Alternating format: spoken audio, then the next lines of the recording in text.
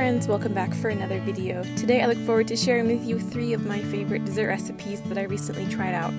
Hope you guys will get a chance to try them and let me know what you think. We've got an almond puff recipe, an almond rocca, and then to finish it up, I've got a Kit Kat bar recipe.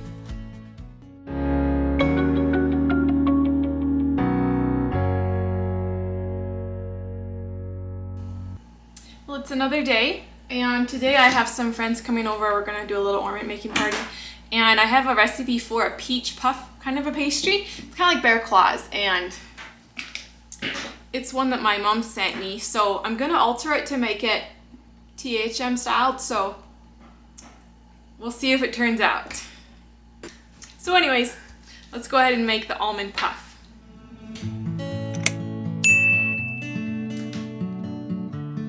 If you enjoy step-by-step videos, hopefully this will help you if there's any questions regarding the recipe. But I just started out by taking some softened butter and then I added my flours to that. Like usual, as you would expect, I ground up my flour. I used oat flour and then I used a baking blend. Now in the future I think I would skip the oat flour and just do straight baking blend because I think it was a little crumbly because of the oat flour. But anyways, I just took that and mixed that all up.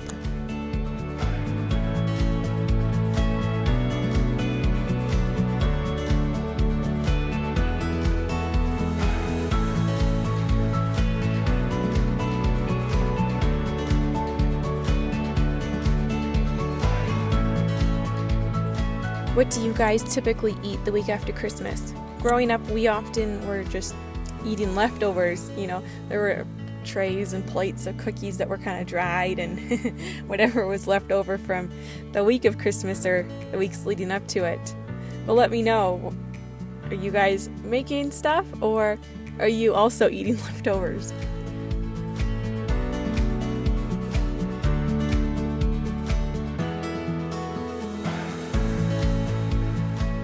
It seems like as the seasons change, there are different things that come to mind. This was one of those, the almond puff recipe, where as it came close to Christmas, I was suddenly craving this, and so I got the recipe from my mom, and it has regular flour and sugar in it. So I will still include the original recipe down below, but I will also make notes of what I changed to make it be more on plan with your Healthy Mama.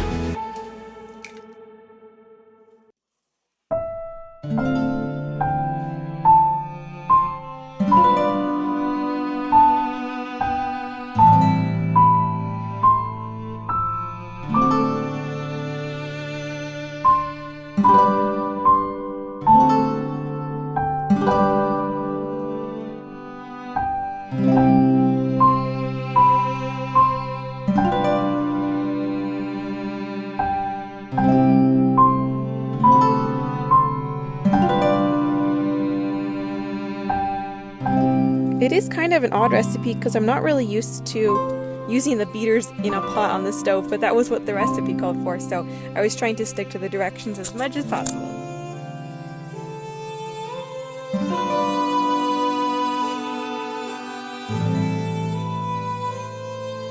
I was honestly surprised that there wasn't any sweetener in either of the two, like the base or the top.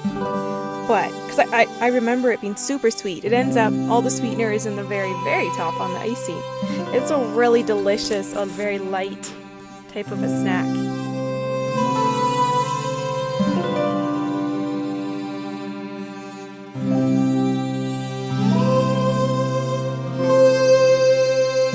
I know it may look kind of weird, the whole process, but hopefully it'll make more sense as the process goes along.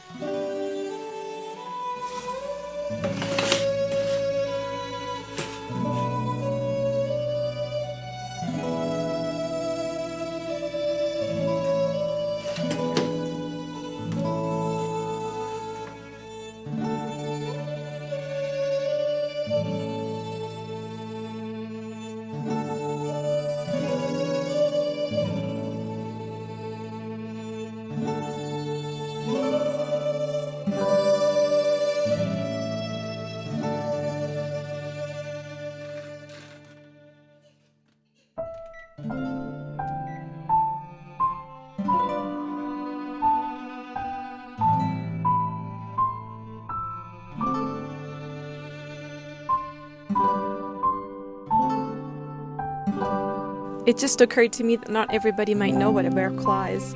Is that something that you're familiar with, or is it just something...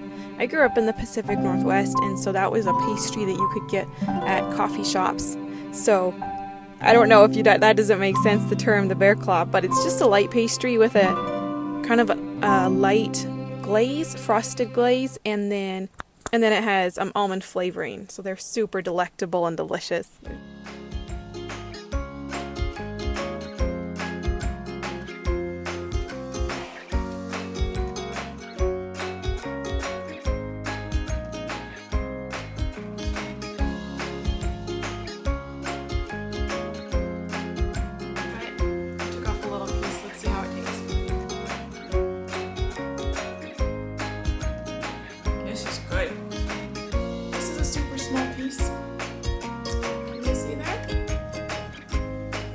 I think I could have put a little more almond flavoring into the main part, but with the topping, this is almost as good as the ones that you make with regular flour and sugar. It's good enough that I'm going to serve it to the friends that are coming over today, so pretty happy with it.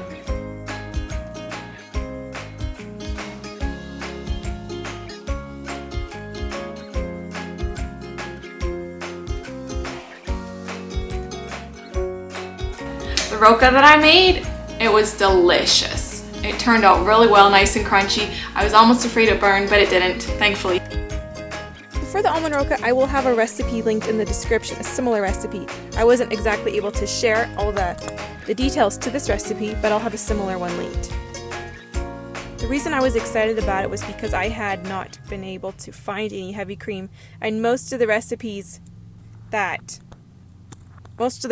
for like a brittle or type dessert called for heavy cream, or ones that had caramel, I guess is what I'm trying to say.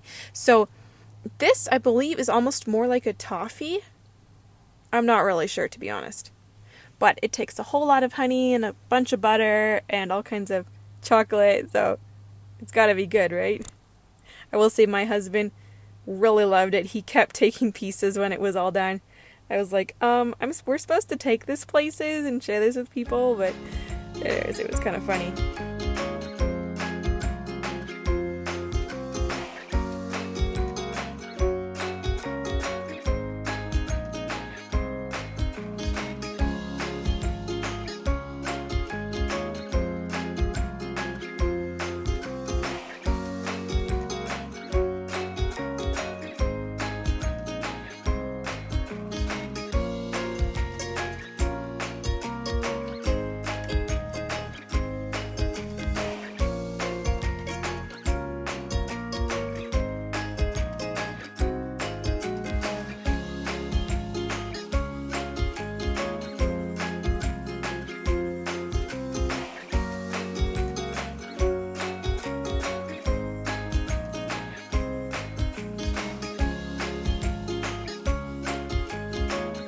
So you want to just be aware of your timing with this. It's probably ideal to roast the almonds and get them chopped up first, because that's what took the most time. By the time the chocolate had melted and the sauce, the honey caramel whatever sauce was all done, the almonds I wasn't quite done with them, chopping them up. So just be aware of that when you go to make it.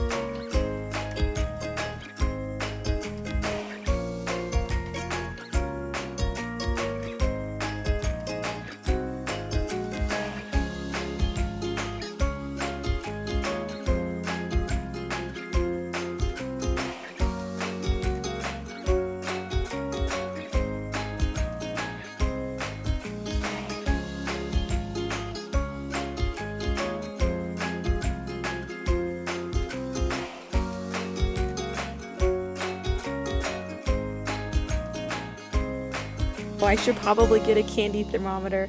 I haven't yet.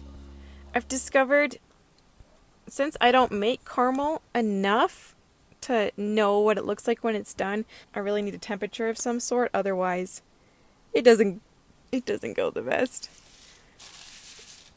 I don't know if you would recall in some other videos where I made some different desserts and stuff, I struggled with getting the caramel just right. I guess let me know if you have any tips for that, because I always I seem to pull it off too soon. I seem to pull the mixture off the burner too soon or too late. I have a hard time getting it right there at the perfect point, unless I have an extra temperature that I'm going for.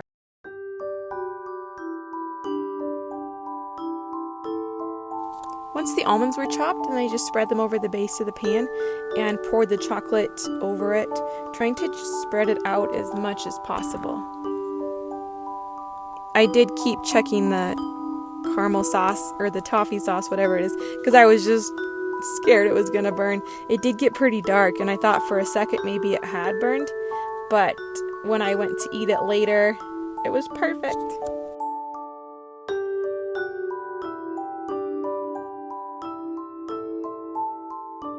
Cast iron pots definitely hold heat. Once it hit like 290, then I pulled it off as quick as I could and poured it over to get it out of the pan. I think it was darker because it was honey based. That's my guess. I don't know. And it seems like once you add heavy cream to a caramel, that definitely lightens the color. And because this recipe didn't have any heavy cream, then I'm guessing that's why it was darker.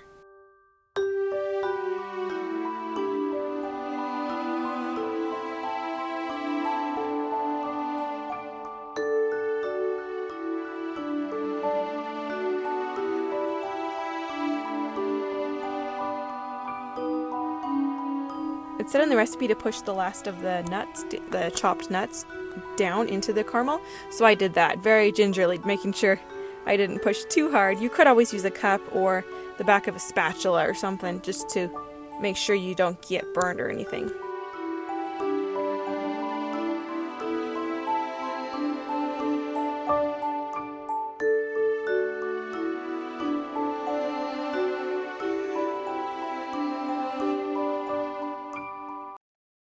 Now for the Kit Kat bars, this was a really fun one.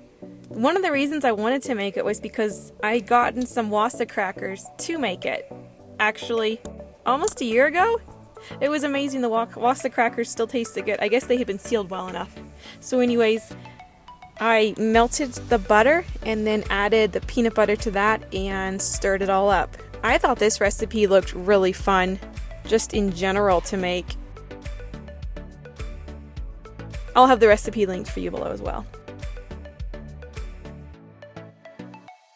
This recipe was super easy to whip up. It probably took me at the most 15 minutes.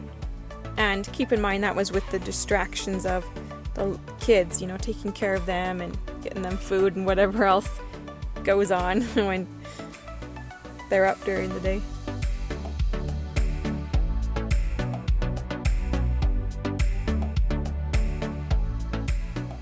I decided to make some Kit Kat bars, so I started by mixing the butter, peanut butter, sweetener, which I use super sweet, which is an erythritol and stevia mix, and then peanut flour. I'm going to now take Wassa crackers. I don't have a ton of them, but I'm going to use the ones that I have. Somebody said it works better if you crumble them, because then the chocolate and peanut butter mixture sticks better. So let's crumble them and melt our chocolate chips, and hopefully this turns out. Normally I wouldn't do a video this late in the day, but I wanted to take this to a couples Bible study, so I'm like, let's just do it. Let's just make it, and so hopefully it turns out. Okay, I have my parchment paper for my pan.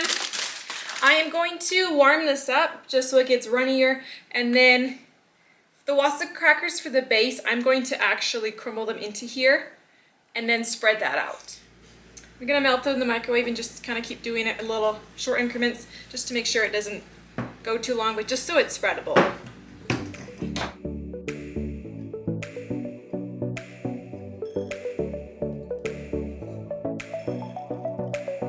With the baked leaf chips, I wanted to make sure that I didn't burn them, so I melted them in the microwave with just a little tiny bit of MCT oil. I'd put them in for maybe 30 seconds, stop and stir. Now keep in mind my microwave is, I would say, super underpowered compared to other microwaves I've used. So it didn't take very long to get them melted at all.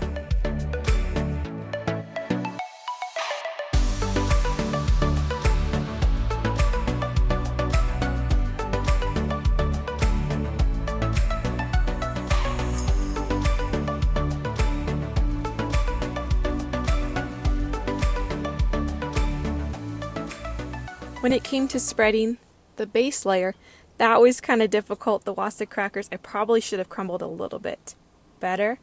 I probably should have broken them up or pulverized them in the Cuisinart or something, and I'm sure they would have spread better.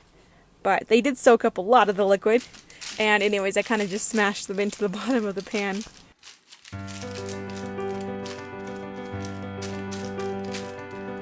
And you guys, it was as simple as layering the crackers, the Wasta crackers on the bottom, and then just pouring the chocolate and everything over it. It was super easy.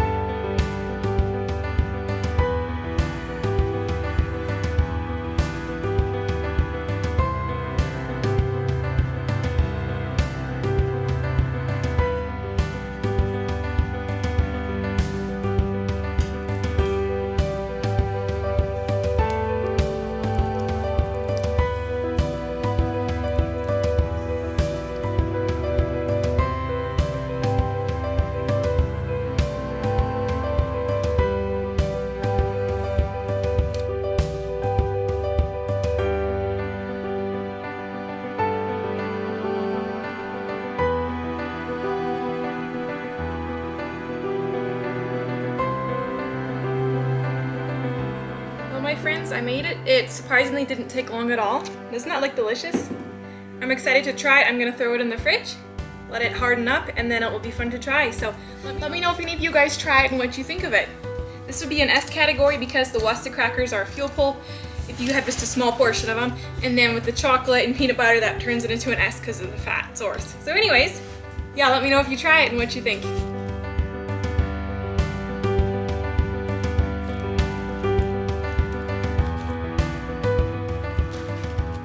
Once again, thank you for hanging out with me, and I would love to hear if you have any suggestions of desserts or treats that you would like me to try in the near future.